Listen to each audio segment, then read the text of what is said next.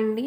దేశీ rice, snacks, జావ powders మొదటిసారిగా ఒక స్కూల్ పిల్లలకి ఇస్తున్నాము.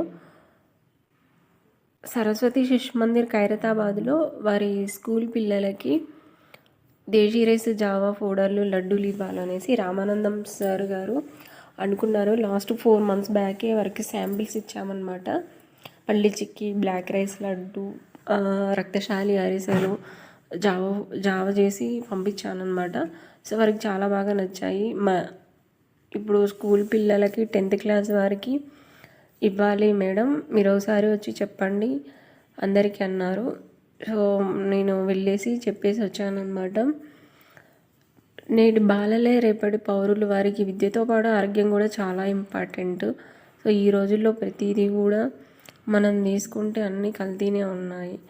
కొంచెం మంది పిల్లలు వెనకబడిపోతారు చదువులో. అలాంటి వారికి ఏంటంటే మనం ఈ దేశీ రైస్తో చేసిన జావలు, బ్లాక్ రైస్ లడ్డూలు ఇలా ఇవ్వటం వల్ల వాళ్ళు ఇంకా చురుగ్గా ఉంటారు.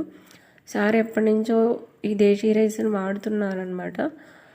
సో అందుకనే ప్రతి స్కూల్లో కూడా ఇలా అందరికీ కూడా మన దేశీ రైస్, జావ పౌడర్లు ఇవ్వటం వల్ల పిల్లలకి ఫ్యూచర్లో షుగరు, బీపీ ఇవేమీ రావు, చాలా ఆరోగ్యంగా ఉంటారు.